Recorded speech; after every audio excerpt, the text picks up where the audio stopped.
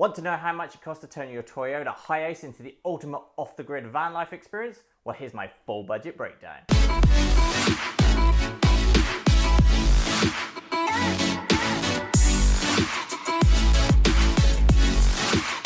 Hi guys, Chris from Stoked here. Welcome back to the channel. Now before I get started, make sure you hit that subscribe button so you don't miss out on any video goodness. Now today we're going to talk about how I converted my Toyota HiAce into the ultimate off-the-grid van life experience.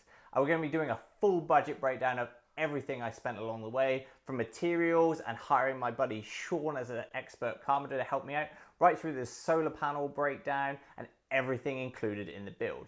So if you're building your ultimate van at the moment, here's one for you. Now first things first, how much did I spend on the van itself? Well, I ended up with the Toyota HiAce short wheelbase and I got it for the bargain price of 2,300 Australian dollars. Now obviously at the moment during COVID, van prices have skyrocketed, so getting a good shell at the beginning of your build is going to cost you a little bit more than that, but I picked it up for mine for 2,300. The best thing I can say is have a really good hunt around for the perfect van before you invest. Make sure you check it out, check out all your roadworthy certificates, your regos, any service history, and just really go top to bottom. Because ultimately, if you build an epic van inside a terrible van shell, then everything's going to come undone as soon as it breaks down. So yeah, take your time on that. Places like Gumtree and Facebook Marketplace are a great starting option for finding the perfect van. But yeah, hunt around, don't grab the first one you see, and make sure you get a mechanic to check it out. Now, one of the most important parts of your Toyota HiAce Campervan conversion is, of course, the interior itself.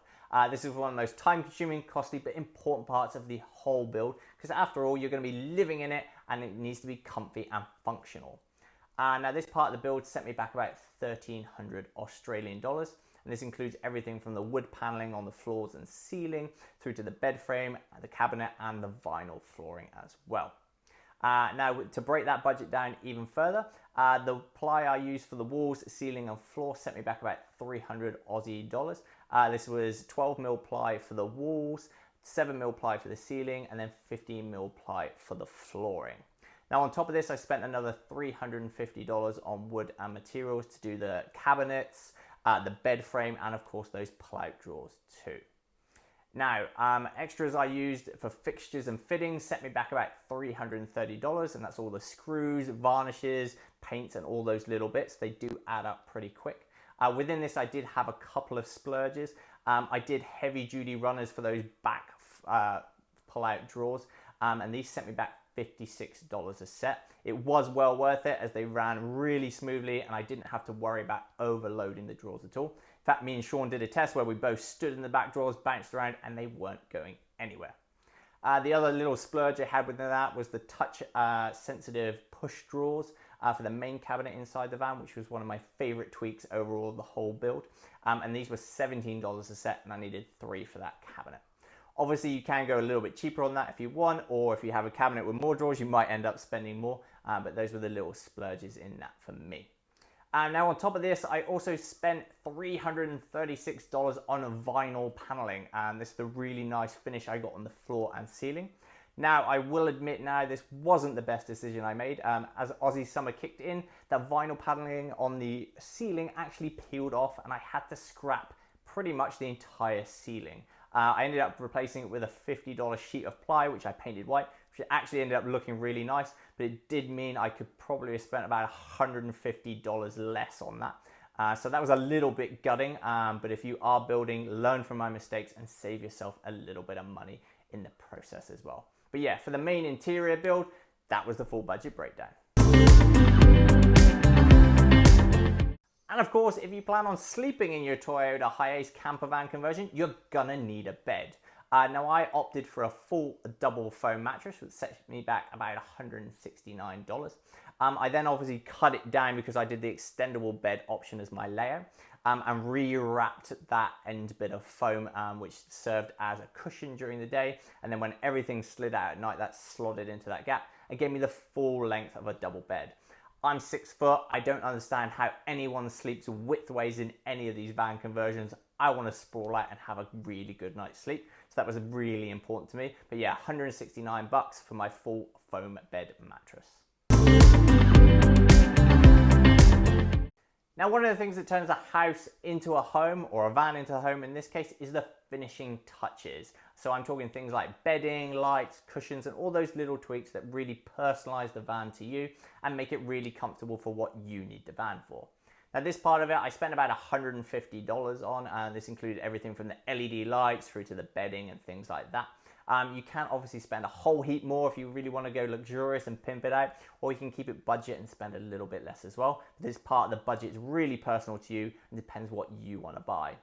This didn't include any of my cooking stuff. That was all extras that I did on top of the build, so that's not included.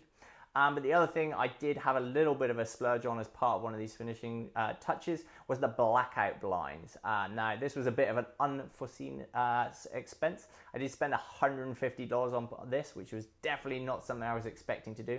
But I just really liked the blackout blind fabric that I found, and they ended up paying a professional seamstress to get it all sorted for me. So they did all the measurements, got everything set up for the rails, and it was just a really good finishing touch. And now, as part of that 150 bucks, they did also rewrap that bit of the cushion from the bed that I cut off, so it matched the curtains and then sat as a really nice cushion in the van during the day. But yeah, bit of extra splurges on that, but these finishing touches are going to come completely down to you. Now, the other big splurge I did on my Toyota HiAce Campervan conversion was the solar setup. Now, overall, this set me back 880 Australian dollars. This included a deep cycle battery, the solar regulator, 160 watt solar panels, and a 1500 watt pure sin wave inverter. Now, this allowed me to take the whole van off the grid, and it also allowed me to charge things like laptops, drones, cameras, phones, everything you needed, all within the van.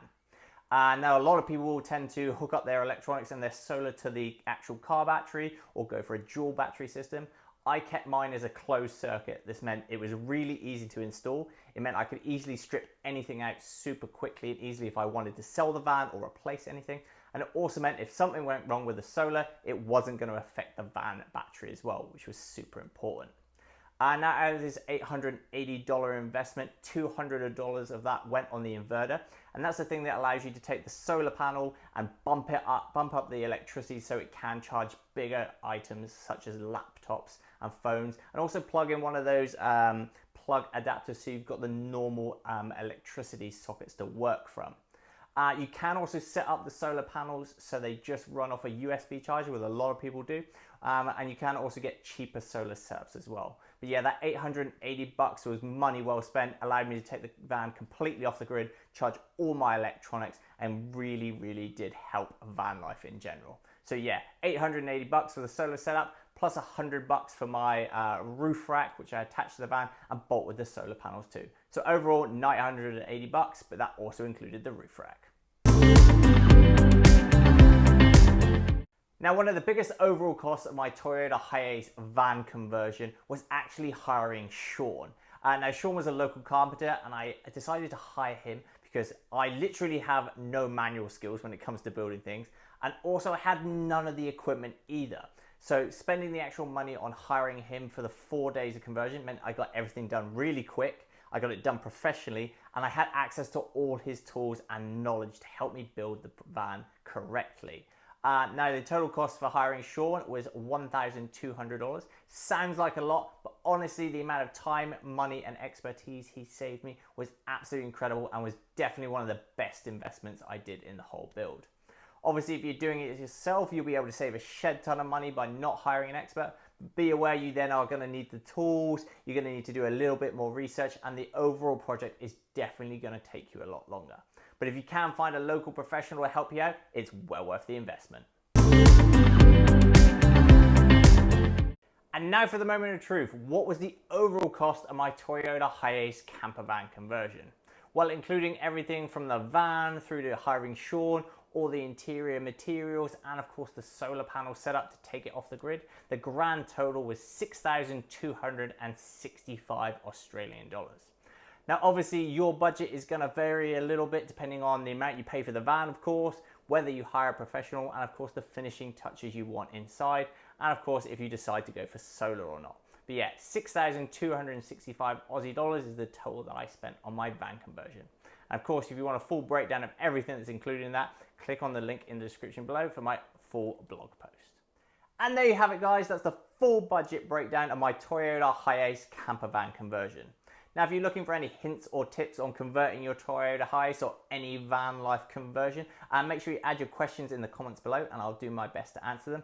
And of course, also there's a link in the description below to my full van life breakdown, which gives a full rundown of costs, the process, and things like the solar setup and things like that.